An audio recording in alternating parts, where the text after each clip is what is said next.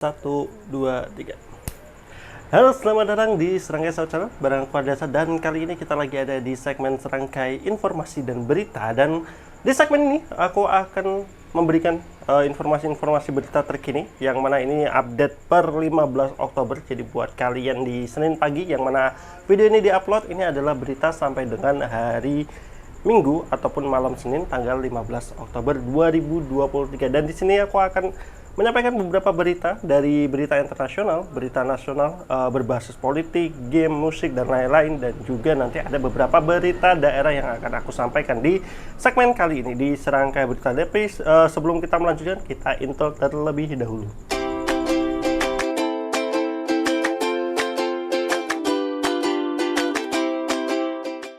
Baik, kita masuk ke berita yang pertama. Kita mulai dari berita internasional, yaitu dilansir dari detiknews.com, yang mana di sini dijelaskan tentara Israel siaga mengepung perbatasan Gaza. Nah, ini masih melanjutkan berita-berita internasional yang lagi trending di X ataupun Twitter juga, yaitu berkaitan dengan perang ataupun konflik yang pecah antara Israel dan juga Palestina, yang mana ini merupakan tidak lanjut dari serangan kelompok militan Hamas kepada Israel. Dan sekarang Israel itu sedang siaga untuk melakukan lancaran serangan ke perbatasan Gaza yang diduga sebagai basis para militan Hamas ini. Jadi mereka dari Israel sendiri juga memperingatkan akan terjadi serangan ke perbatasan Gaza. Jadi ini semoga konflik internasional antara Palestina dan juga Israel ini bisa berakhir secepatnya ya, karena ini sudah sangat merugikan, sudah menelan banyak korban jiwa, baik itu dari Palestina, Israel, ataupun dari masyarakat dunia lainnya, karena ini juga sudah menjalar ke Eropa juga. Kemarin terjadi konflik juga di Prancis, beberapa wilayah bagian Eropa, yang merupakan lanjutan dari konflik yang terjadi antara Israel dan juga Palestina. Itu berita internasional pada hari ini yang aku rangkum. Yang selanjutnya kita masuk ke berita nasional. Yang pertama kita mulai dari berita politik nih yang lagi rame banget, tapi tentu aja dari Serangkai South sendiri kita akan tetap netral terhadap pilihan untuk yang kita akan sajikan kepada penonton ataupun pemirsa dari serangkai berita ini. Jadi kita akan pilih-pilih berita yang memang sifatnya netral. Kita tidak akan mencondongkan untuk memilih salah satu siapapun calon nantinya. Itu tetap hak kalian masing-masing, dan juga Serangkai Satu tidak akan mencondongkan berita kepada salah satu pihak. Tetapi kita merangkum nih, bahasanya yang kita ketahui batas pencalonan bakal calon presiden dan bakal calon wakil presiden itu sudah diputuskan tanggal 19 Oktober 2023 sampai dengan 25 Oktober 2023. Jadi kita tinggal menghitung hari lagi, kurang lebih 3-4 hari lagi akan dibuka batas pendaftaran. Jadi kita akan lihat tuh calon-calon siapa. Walaupun kita sudah tahu kalau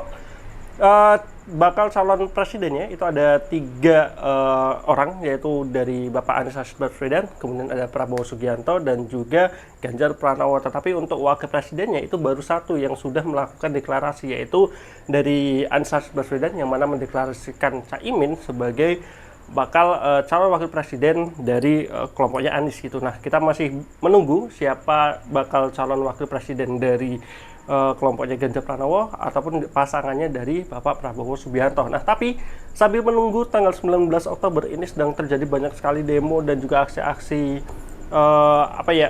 penolakan gitu terkait apa yang akan terjadi pada hari ini.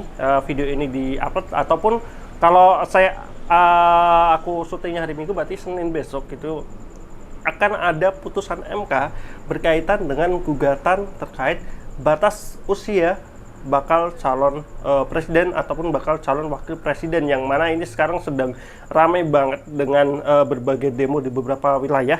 Ini salah satunya dilansir dari Detik News lagi, bahwa MK akan bacakan putusan batas usia capres-cawapres besok 1992 TNI dan Polri itu disiagakan besok. Di sini artinya hari Senin ya, karena aku syutingnya ini ada per tanggal 15 Oktober. Jadi besok itu akan diumumkan terkait batas usia, yang mana sebelumnya itu adalah 40 tahun itu digugat untuk diturunkan menjadi 35 tahun. Nah, ini memang isunya adalah berkaitan dengan untuk memajukan salah satu bakal calon wakil presiden ya, yang mana kita sudah ketahui yaitu salah satu wali kota di Jawa, daerah di Pulau Jawa, bisa disebut seperti itu gitu, untuk maju ke menjadi bakal calon wakil presiden salah satu pasangan calon. Nah, tapi itu isunya aja ya. Tetapi kalau berkaitan dengan nanti ketika ini dilegalkan akan seperti apa? Nah, ini yang menjadi polemik itu, karena ini kan berkaitan dengan konstitusi ya, artinya perubahan undang-undang terkait bakal calon wakil presiden.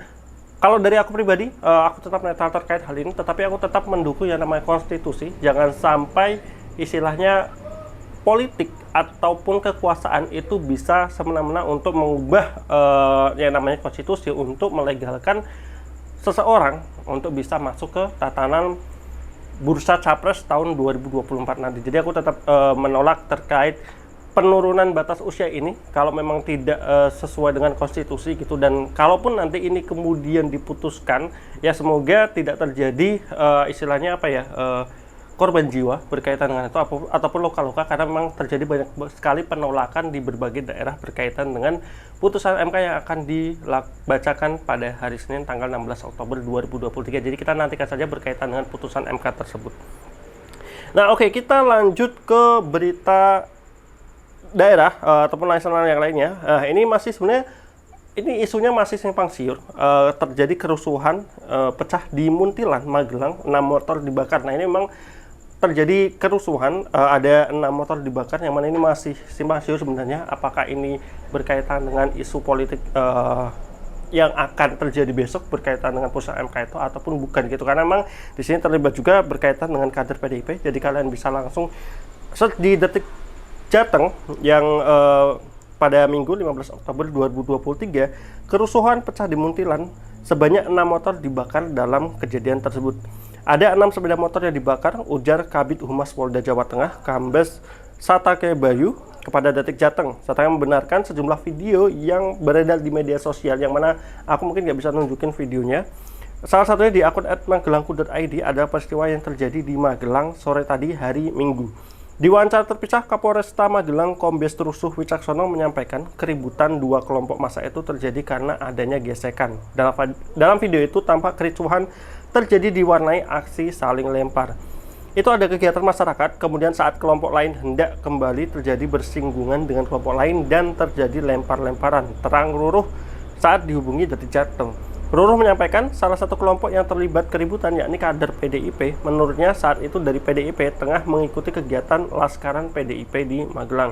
Itu dari PDIP ada Laskaran di Magelang, dari setiap kecamatan mengirimkan untuk menghadiri kegiatan di lapangan. Lalu saat kembali mereka terlibat selek atau gesekan dengan salah satu organisasi masyarakat ya.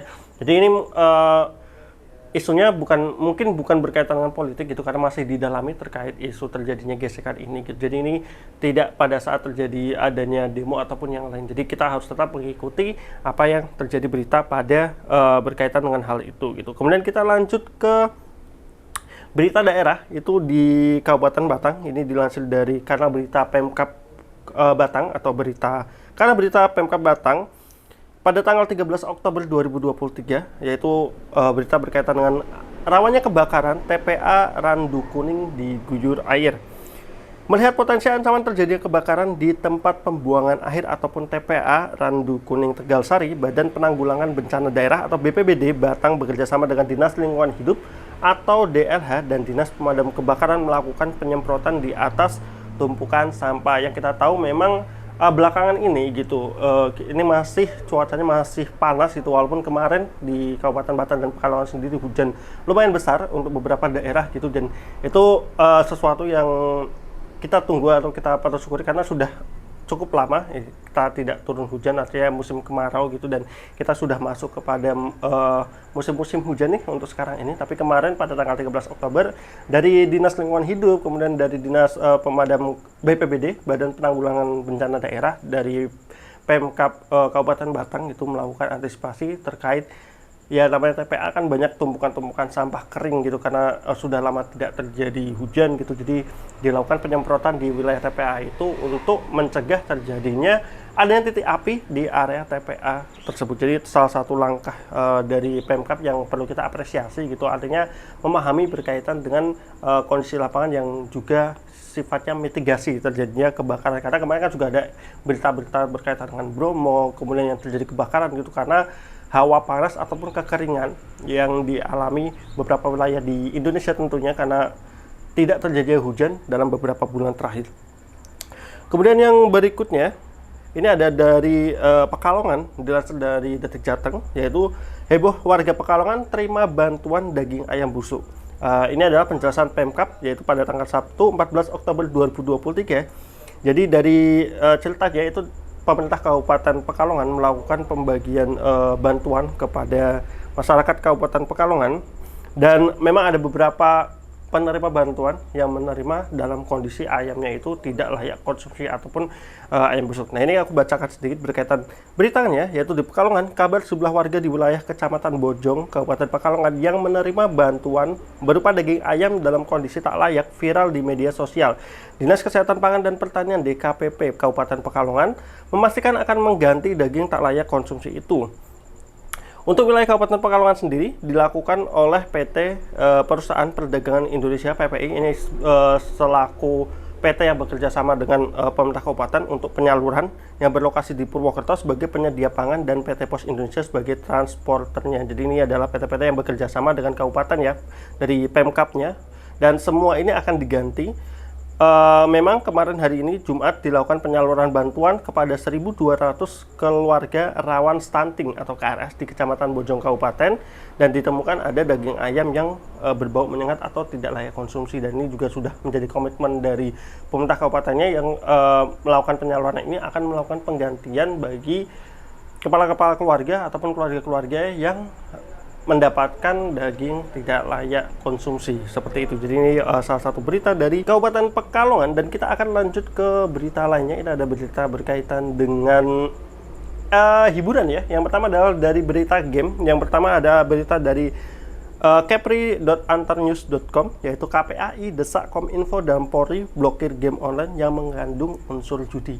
Nah, buat kalian yang nggak paham berkaitan dengan ini, kalian bisa lihat video di serangkai 1 berkaitan dengan masalah judi online yang lagi meresahkan tentunya untuk kalangan masyarakat dan juga tentunya untuk para orang tua gitu. Karena ketika sekarang anak-anak pada istilahnya bermainan gadget, sudah pegang gadget gitu, artinya informasi-informasi dari luar itu sangat mudah untuk masuk ke mereka, dan ini harus diwaspadai gitu. Walaupun anaknya itu mungkin lihatnya para streamer gaming, itu ternyata sekarang sudah disusupi banyak sekali sawaran-sawaran dari judi online yang meresahkan gitu, yang mempromosikan situs-situs mereka. Dan ini ya salah satu langkah yang sebenarnya kalau berkaitan dengan masalah memblokir ini akan sangat susah gitu, karena kalau masalah judi online ataupun website-website seperti itu kan domainnya itu gampang dan juga mudah. Artinya ketika satu domain itu diblokir, dia bisa aja pindah ke domain yang lain. Makanya lebih kepada gimana caranya mitigasi, antisipasi kepada ataupun istilahnya anak-anak diberikan edukasi berkaitan dengan masalah judi online ini gitu, terkait waspada bahayanya. Karena kalau kita bicara berkaitan dengan masalah memblokir ini, kita udah belajar banyak berkaitan dengan pemblokiran film bajakan, pemblokiran game bajakan, kemudian pemblokiran situs-situs dewasa segala macam. Itu juga tidak bisa berpengaruh besar, karena ada banyak hal atau cara yang anak-anak sekarang sudah pintar lah untuk mengakali terkait hal itu, ataupun pemilik-pemilik domain itu sebenarnya yang sudah lumayan cukup paham untuk bisa memindahkan ketika domain ini diblokir, mereka bisa bikin yang baru lagi. Makanya ini sebenarnya perang yang akan susah kalau masa terkait pemblokiran, tetapi memang ini bisa salah satu langkah awal gitu yang bisa dilakukan dari pemerintah ataupun Kominfo untuk bisa memblokir situs-situs yang memang istilahnya sudah gampang diakses gitu. Dan selain itu ya memang yang kalau dari aku pribadi lebih mendorong kepada aksi gimana membuat mitigasi ataupun edukasi kepada masyarakat, kepada anak-anak juga berkaitan dengan masalah bahaya judi online ataupun berkaitan dengan hal-hal negatif di media online seperti ini gitu. Jadi ini salah satu berita, yaitu berkaitan dengan KPAI yang mendorong Kominfo untuk mendesak terkait hal itu. Berita kedua adalah berkaitan dengan berita hiburan game. Ini per hari Minggu akhirnya buat kalian yang mengikuti Mobile Legends Professional League atau MPL Indonesia season ke-12, antara final yaitu Onyx Esports melawan Geek Fams ya, melawan Geek Fam ya, yang per hari ini akhirnya dimenangkan oleh Onyx dengan skor final yaitu 4-2, yang mana akhirnya back to back champion. Onyx Esports menang 3 kali MPL berturut-turut, yang mana nantinya dari MPL ini akan berlanjut ke M Series, yang mana M5 ini akan dihadiri ataupun perwakilan dari Indonesia, yaitu dari Onyx tentunya dan juga dari Geek Fam. Semoga nanti dari Onyx ataupun Geek Fam bisa membawa kembali piala ataupun champion yang sudah lama banget kita nantikan ya, dari M1 akhirnya M1 dimenangkan oleh EVOS pada saat itu, dan M2, M3, M4 itu belum bisa kembali ke tangan Indonesia. Semoga dari perwakilan Indonesia ini bisa membawa kembali piala, yaitu M Series. Dan selanjutnya dari berita musik buat kalian yang mengikuti fans JKT48, kemarin gitu kita sudah mendapat beberapa pengumuman graduate setelah dari kapten kita yaitu Sunny Indira Natio mengumumkan untuk graduate pada event Summer Festival. Kemudian kemarin itu sudah ada 2 lagi, yaitu dari Cika sendiri dari generasi 7, dan juga yang terbaru adalah kemarin dari Asel dari generasi 10. Jadi itu adalah rangkuman berita yang kami rangkum dari berita portal hiburan, yaitu dari musik dan juga game.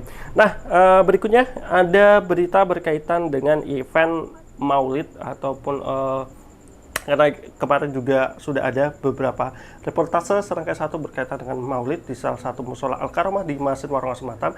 Ini juga akan ada peringatan Maulid tanggal 30 tepatnya di musola Membairoh Matilah di Kecamatan Warongsang, Kabupaten Batang. Kalian bisa hadiri tanggal 30. Mungkin informasi lebih lengkapnya akan kami informasikan lebih lanjut berkaitan dengan hal ini. Jadi buat kalian yang mungkin punya berita-berita lain daerah kalian yang ingin disampaikan, silahkan kalian bisa terus di kolom komentar. Mungkin akan ada event-event apa lagi, atau mungkin bisa kalian share ke Serangkai 1 untuk kita bisa share di tab komunitas kami. Jadi mungkin sekian berita dari Serangkai South Channel. Kalau misalkan ada kesalahan ataupun kekeliruan dalam berita ini, kami mengucapkan mohon maaf, dan terima kasih. Sampai ketemu di video ataupun di berita berikutnya. Selamat bekerja dan selamat menjalani aktivitas kalian di Senin tanggal 15 Oktober 2023. Dadah.